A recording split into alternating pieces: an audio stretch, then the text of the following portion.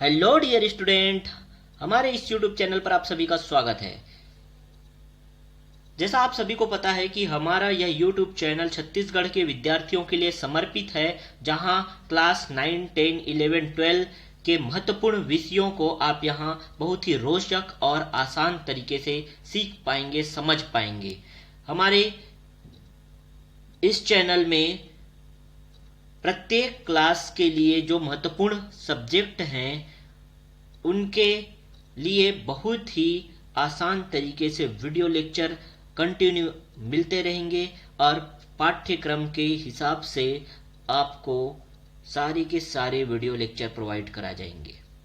तो हमारे इस चैनल के साथ जुड़े रहिए। अभी तक जिन विद्यार्थियों ने हमारे चैनल को सब्सक्राइब नहीं किया है वो सब्सक्राइब करें और बेल आइकॉन को जरूर दबाएं ताकि आपको लेटेस्ट वीडियो की जानकारी मिलती रहे।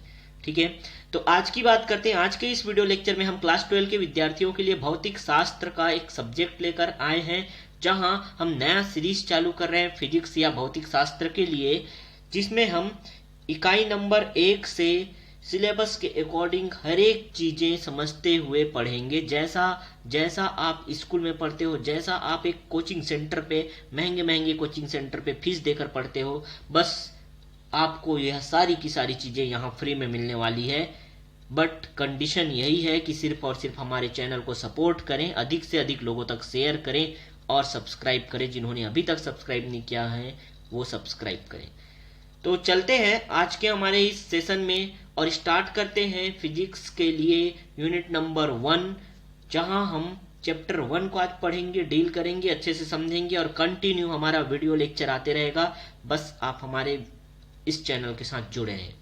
तो जैसा मैंने पहले वीडियो में अपना बताया था कि फिजिक्स के लिए सिलेबस क्या रहने वाला है, छत्तीसगढ़ माध्यमिक शिक्षा मंडल द्वारा जो जारी किया गया था वो हम लोगों ने अपने इससे पहले वीडियो लेक्चर में देखा था। उम्मीद करता हूं सभी लोगों ने वो देखा होगा। नहीं देखा तो आप मेरे चैनल पे जाके वो वीडियो जरूर देख सकते हैं। क्लियर है? चलो, तो आज की बात करेंगे हम लोग यूनिट 1 से स्टार्ट करेंगे। जैसा मैंने आपको प्रॉमिस किया था कि हमारा जो नेक्स्ट लेक्चर होगा वो कंटिन्यू यूनिट वाइज स्टार्ट हो जाएगा, तो आज हम लेकर आ गए हैं यूनिट 1 को। यूनिट 1 जो है, इकाई 1 जो है, स्थिर वैद्युतिकी हमारे क्लास 12 में दिया हुआ है। तो इकाई 1 में स्थिर वैद्युतिकी या इलेक्ट्रोस्टैटिक्स को हम यहाँ पढ़ने वाले हैं। जैसा आप सभी को पता है, इस इकाई के अंतर्गत 2 अध्याय रहेंगे। पहला अध्याय विद्युत आवेश तथा क्षेत्र, that is electric charges and field, और दूसरा अध्याय रहेगा स्थिर वैद्युत विभव तथा धारिता का, इलेक्ट्रोस्टैटिक पोटेंशियल एंड कैपेसिटेंस का। ठीक है, ध्यान रखना आप इंग्लिश को छोड़ के बिल्कुल नहीं जाओगे। मैंने यहाँ मेन हेडिंग इंग्लिश में भी लिखा है। इंग्लिश आप पढ़ोगे, आपको याद रखने नहीं बोल रहा हूं मैं। ठीक है, हमारी यही कमजोरी होती है कि हम हिंदी में पढ़ लेते हैं। ठीक है, जब हम जाते हैं कॉलेज में या आगे टेक्निकल पढ़ाई करने जाते हैं तो सर हमको तो इंग्लिश हम तो पढ़े ही नहीं है सर हमको, क्योंकि इंग्लिश में तो हमने कभी सुना ही नहीं था। बट आप क्या करोगे, हमारा यही मोटो है कि आप आगे के लिए भी प्रिपेयर करते चलो। ठीक है, आप क्या करोगे, यहाँ मेन हेडिंग जो मैं यहाँ प्रोवाइड कराता हूँ बिल्कुल इंग्लिश में भी लिखा होता है। आप उसे एक बार देख लोगे तो आपको समझ आएगा कि अरे हाँ, हमने तो इसे कहीं ना कहीं पढ़ा है, एटलीस्ट ये तो याद रहेगा ना। ठीक है, चलो, तो ये इकाई 1 की बात कर रहे हैं जहां 2 अध्याय हम लोग पढ़ेंगे। सबसे पहले मैं इसकी बात करूंगा कि इसका स्ट्रक्चर कैसा होगा, एग्जाम में कैसे क्वेश्चन आएंगे यहाँ से, वो हम पहले समझते हैं। तो देखो, यहाँ हमने बताया कि एग्जाम के हिसाब से, बोर्ड एग्जाम जो हमारा होता है क्लास 12 का, उसके हिसाब से यहाँ कुल 8 अंक के प्रश्न आएंगे। कुल अंक कितने मिलेंगे यहाँ से? 8। और प्रश्नों की संख्या इस इकाई से रहेगी 3। ध्यान रखना, मैं इकाई का बात कर रहा हूँ, अध्याय का नहीं। ये दोनों अध्याय मिला के 8 अंक के प्रश्न पूछे जाएंगे। और प्रश्न कितने पूछे जाएंगे? 3। प्रश्नों की संख्या रहेगी 3, जिसमें 1 अंक का 1 प्रश्न, 2 अंक का 1 प्रश्न और 5 अंक का 1 प्रश्न रहेगा। और यह जो 5 अंक का प्रश्न रहेगा उसमें आपको इंटरनल ऑप्शन या आंतरिक विकल्प मिलेगा।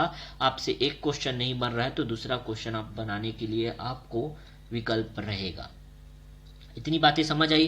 तो ये दोनों इकाई का ये था क्या, स्ट्रक्चर समझना। दोनों अध्याय का ये क्या है, स्ट्रक्चर है। दोनों अध्याय का मतलब एक इकाई का।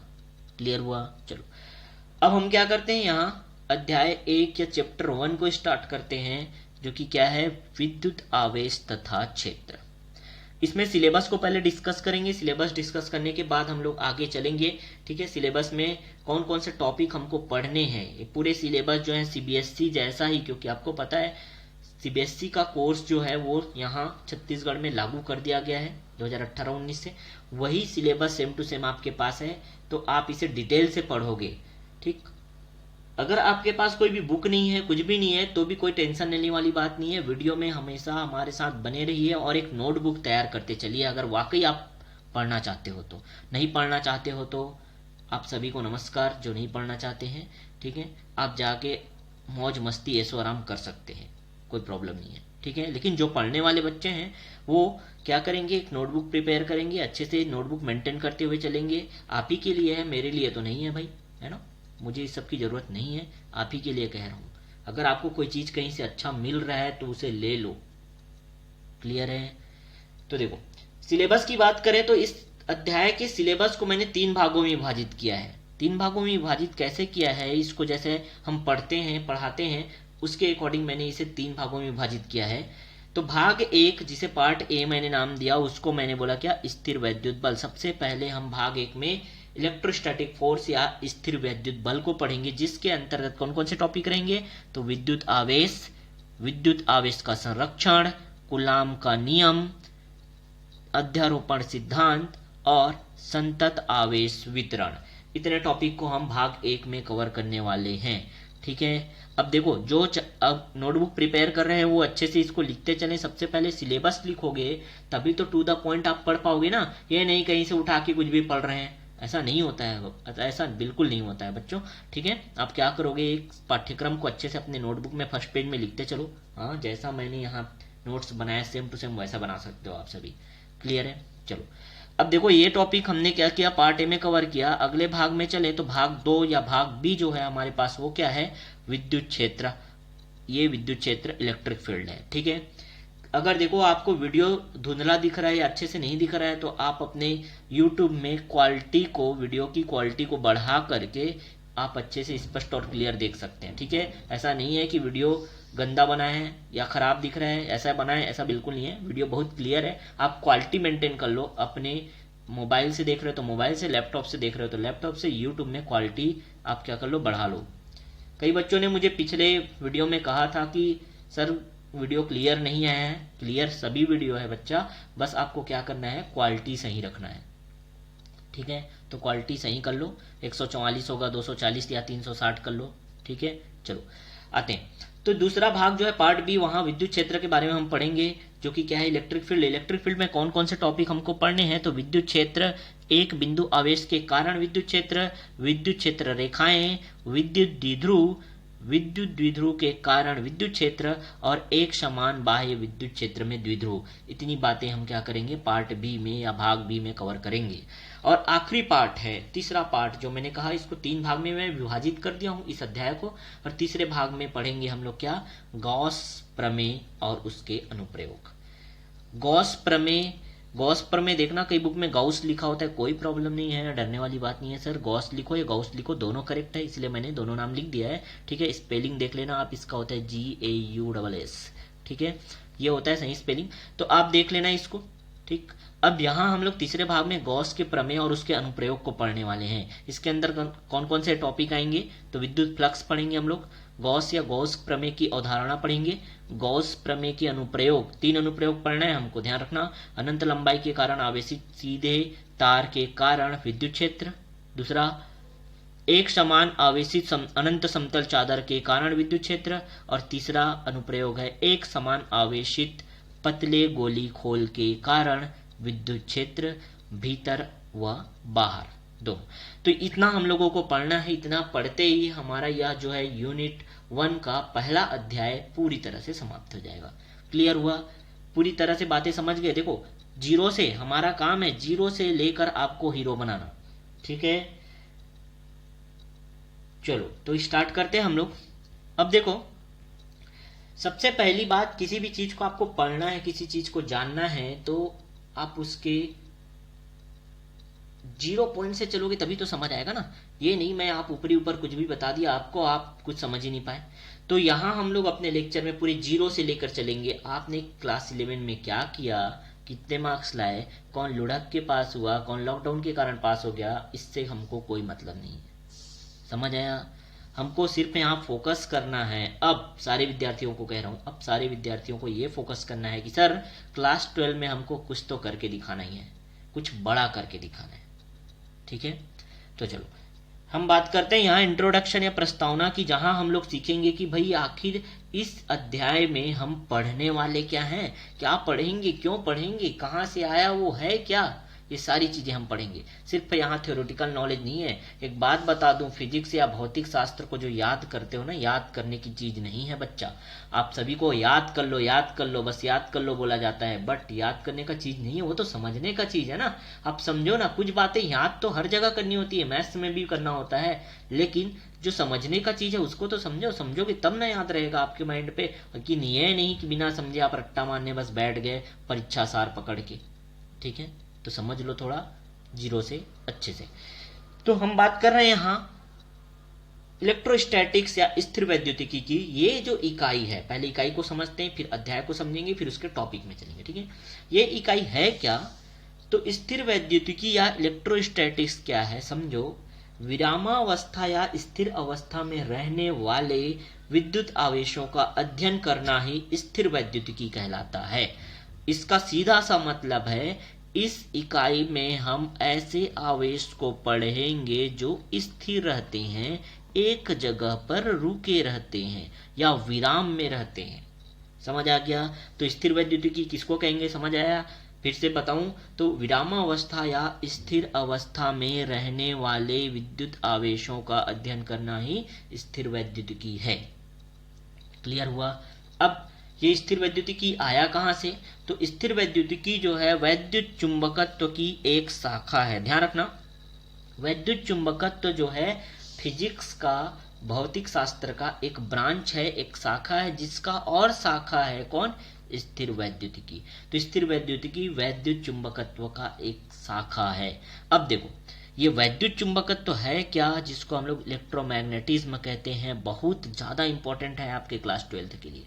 अभी देखना, अगले 1 मिनट में आप समझ जाओगे ये कितना इंपॉर्टेंट रहने वाला है क्लास 12 के लिए। ठीक है, वैद्युत चुंबकत्व जो मैं बात कर रहा हूं, ये कुछ नहीं है, ऐसा नहीं है ये क्या पाठ आ गया सर क्या बता रहे हैं, नहीं नहीं, समझो इसको ध्यान से।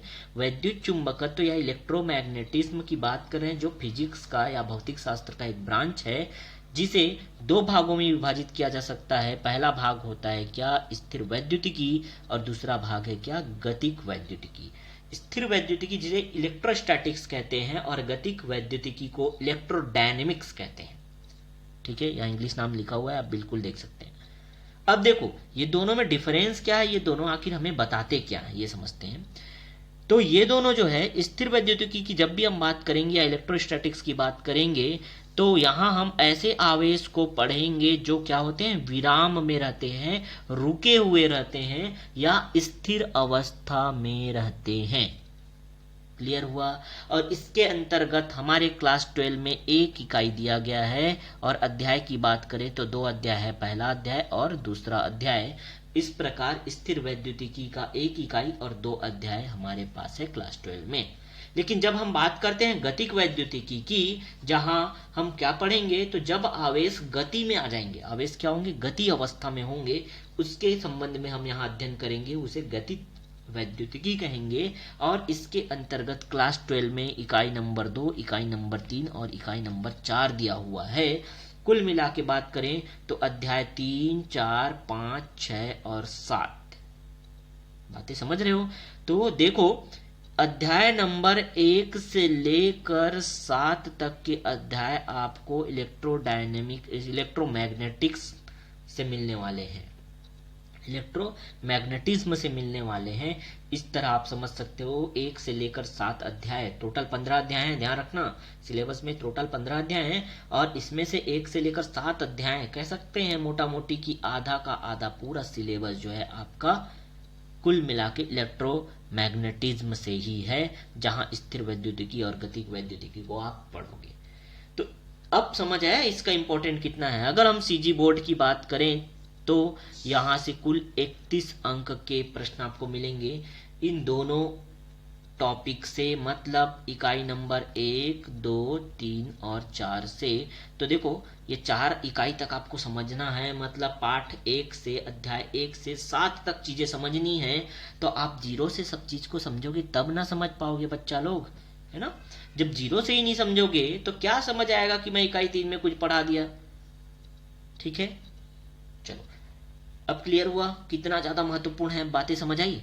ठीक, आगे चलते हैं, देखते हैं अब हम लोग अपने पॉइंट में आते हैं कि भाई ये अध्याय 1 तो हमको पढ़ना है। अध्याय 1, उससे पहले मैंने पूरा मोटा मोटी आपको हिसाब किताब बता दिया कि अध्याय 1 से 7 तक आपको क्या करना है और कितना इंपॉर्टेंट है।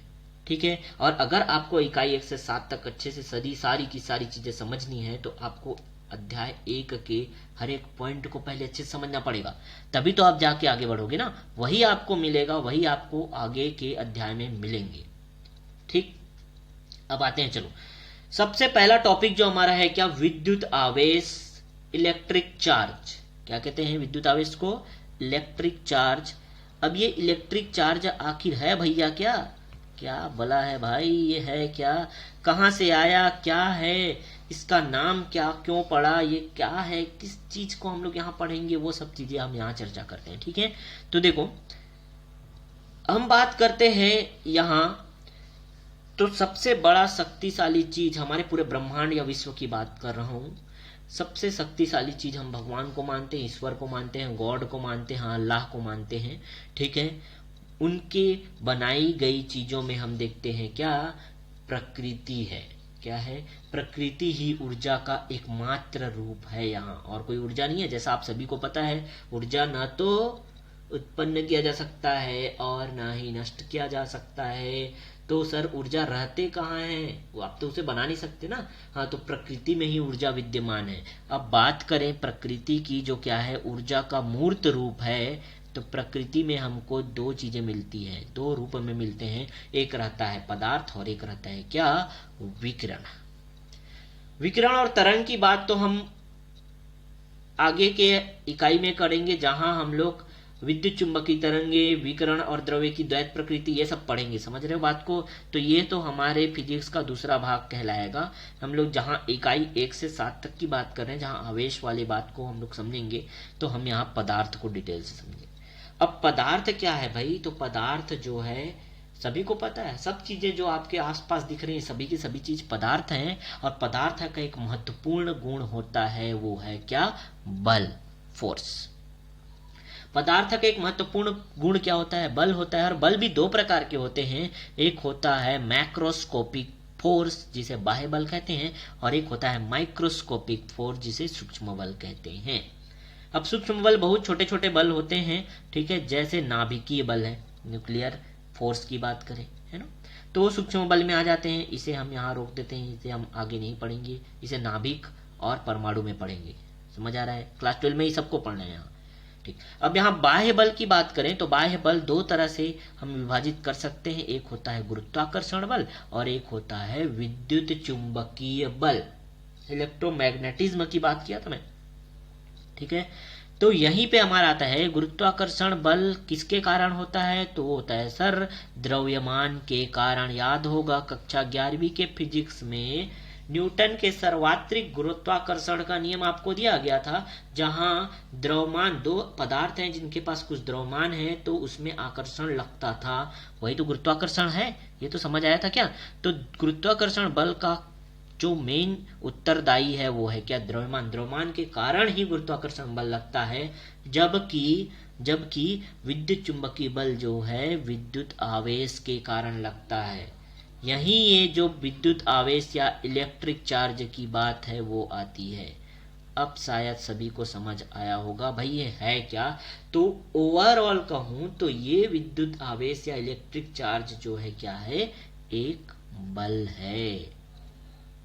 बातें समझ आई पूरी, ठीक है, पूरा चीज क्लियर हुआ। ये आप देखो, ये टेबल आप ड्रॉ कर सकते हो समझने के लिए, समझना है बिल्कुल, आपको रट्टा बिल्कुल नहीं मानना है, ये सब रटने की बात है ही नहीं, आपको समझना है खाली, ठीक है।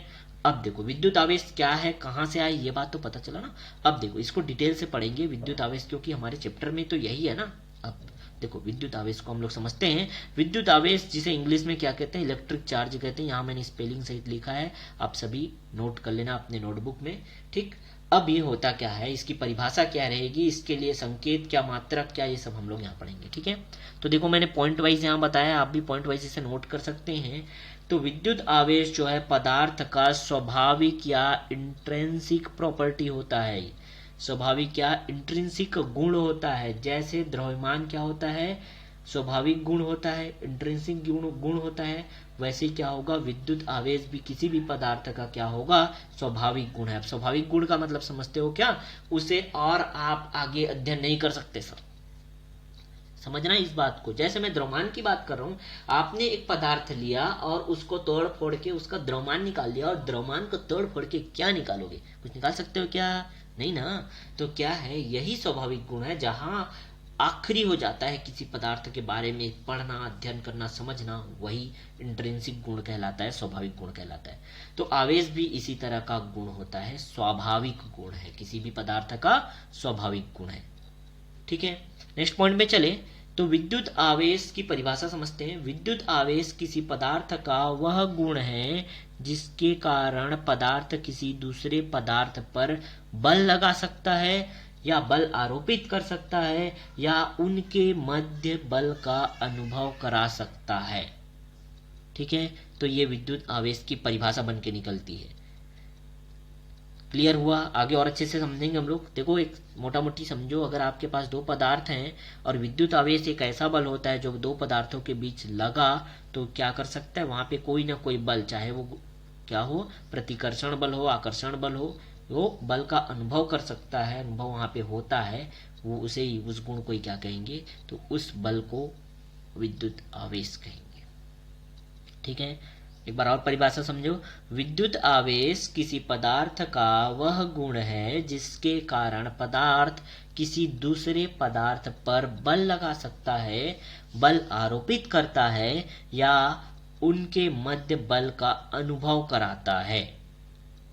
क्लियर हुआ, ठीक।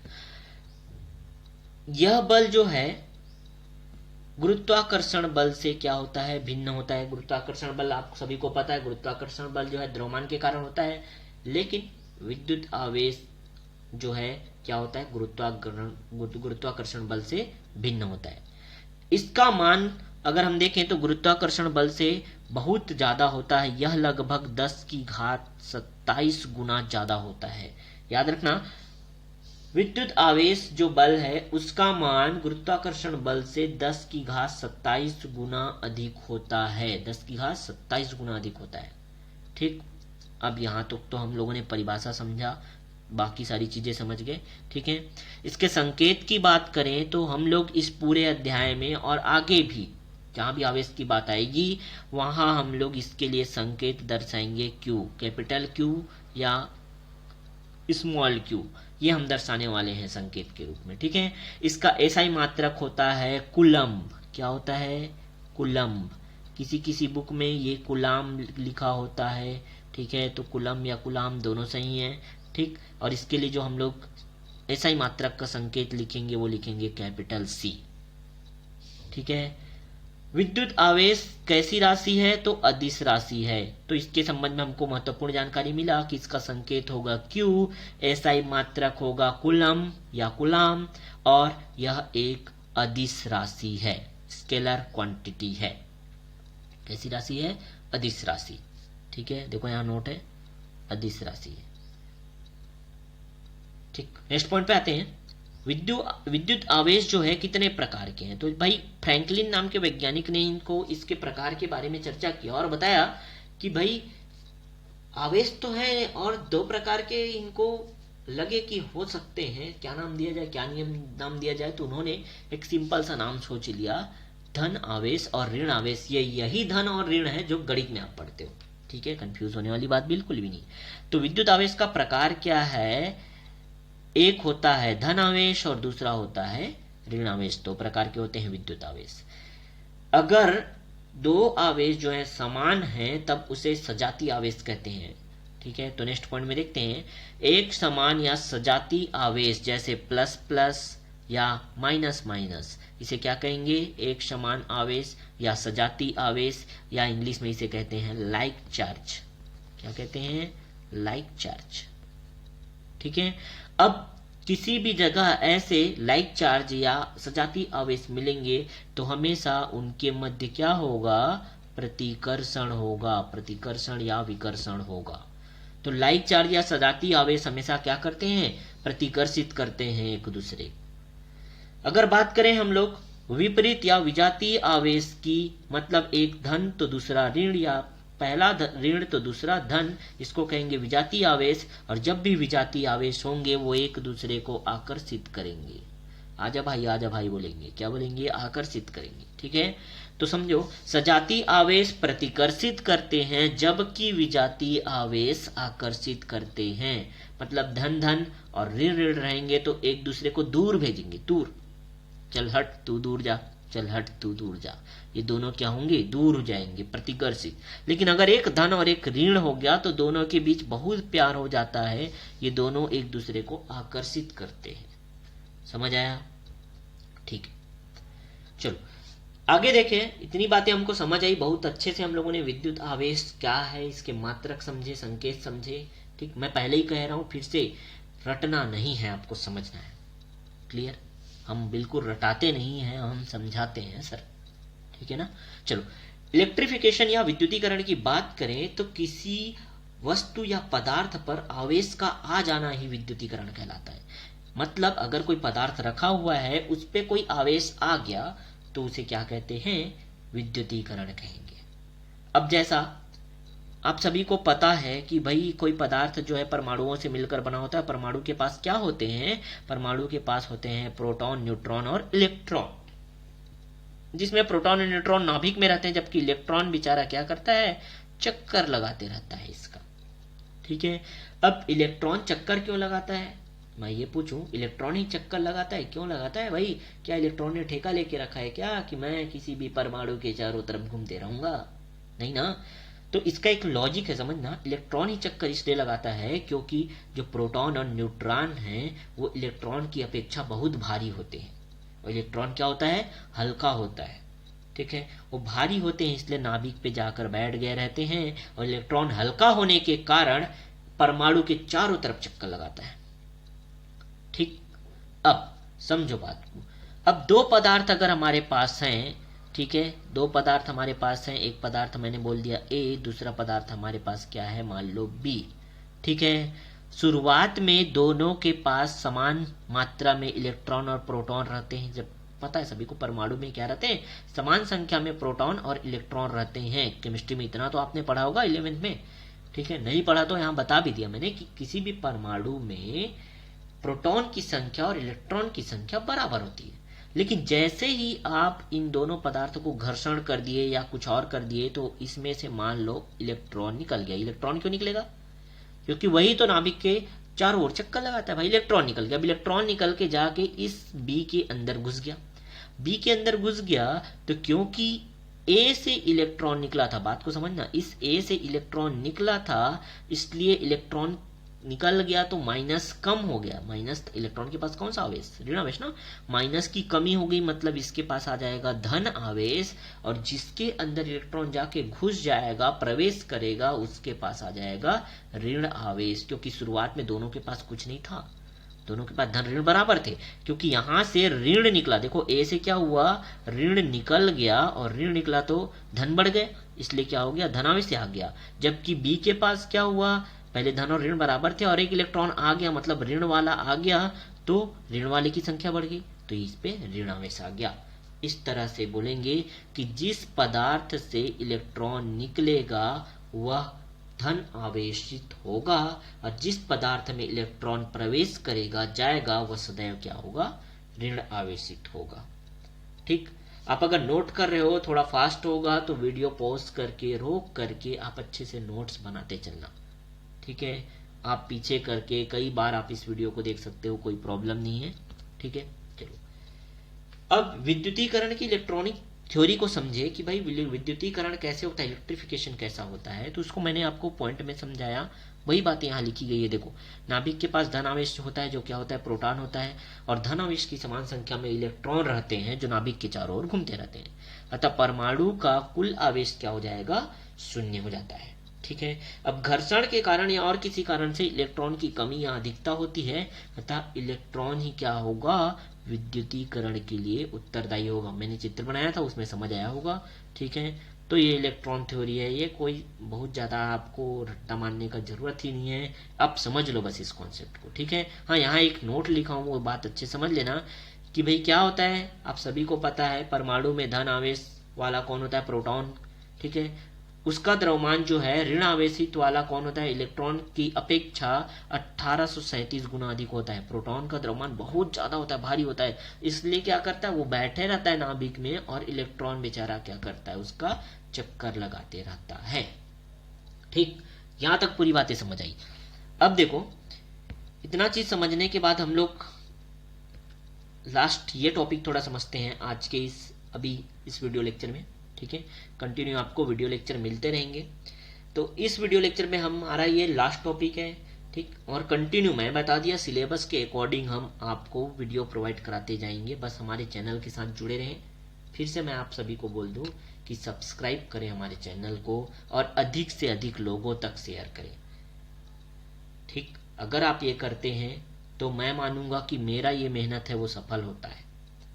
ठीक। और इससे मुझे लगता है कि इससे बेस्ट क्वालिटी आपको फ्री में कोई प्रोवाइड नहीं कराने वाला। ठीक है। और मेरा मोटो यह है कि छत्तीसगढ़ के विद्यार्थियों तक जो मेरा जितना भी मेरा ज्ञान है वो कम से कम मैं वो पहुंचा सकूं एक सही तरीके से। ठीक है। उम्मीद करता हूं आप लोग मेरी बातों को समझ रहे होंगे। तो अधिक से अधिक सब्सक्राइब करें और शेयर करें। जितने ग्रुप हैं, जितने भी छत्तीसगढ़ के विद्यार्थी हैं, सब तक पहुंचा दो। ठीक है। क्योंकि सीबीएसई के अच्छे अच्छे पढ़ाने वाले टीचर आपको मिलेंगे, यूट्यूब में देखो जहां भी। ठीक। लेकिन सिलेबस वाइज छत्तीसगढ़ का मैंने देखा कि सिलेबस वाइज कोई पढ़ाता ही नहीं है। हाँ, टॉपिक पढ़ाने वाले भी मिलेंगे, कोई प्रॉब्लम नहीं है, लेकिन टॉपिक देख करके क्या करोगे, टॉपिक देख करके आप वो टॉपिक पर समझ पाओगे ना। अब जीरो से तो हीरो नहीं बन जाओगे। तो मेरा एक यहाँ प्रयास है कि मैं आप सभी के लिए जीरो से लेके, ठीक है, मतलब पूरे सिलेबस को कवर करते हुए ऐसा पढ़ाऊं जैसा मैं अपने कोचिंग सेंटर में पढ़ाता हूं। ठीक है, समझ आया? चलो, तो हम लोग आखिरी टॉपिक को थोड़ा देखें। द्रव्यमान और आवेश का क्या संबंध होता है, relation between mass and charge. द्रव्यमान और आवेश, अब समझो। मैंने आपको आज के इस वीडियो के शुरुआत में बताया था कि भाई एक स्वाभाविक गुण नाम का कुछ चीज बोला था, याद आ रहा होगा। पदार्थ का स्वाभाविक गुण होता है कौन, आवेश। और वही स्वाभाविक गुण द्रव्यमान भी होता है। द्रव्यमान भी स्वाभाविक गुण है और आवेश भी स्वाभाविक गुण है। तो देखो, इन द्रव्यमान और आवेश दोनों के बीच कुछ तो संबंध होता होगा, उस संबंध को हम यहाँ समझने की कोशिश करते हैं। ठीक। अब वो संबंध समझने के लिए, क्योंकि हमको पता है आवेश इलेक्ट्रॉन के कारण आता जाता है, होता है। ठीक है, धन आवेश, ऋण आवेश, ये सब हम समझ गए। ठीक है। इलेक्ट्रॉन पे जो आवेश होता है वो कितना होता है, 1.6 गुणा 10 की घात ऋण 19 कूलाम होता है। ऋणात्मक आवेश होता है, और ठीक है, इसलिए ऋण चिन्ह लगा है। जबकि इलेक्ट्रॉन का द्रव्यमान कितना होता है, तो 9.1 गुणा 10 की घात ऋण 31 किलोग्राम। अब यहाँ आप सभी को ये चित्र दिखाई दे रहा होगा, जहां हम लोगों ने दो पदार्थ लिया, पदार्थ ए और पदार्थ बी।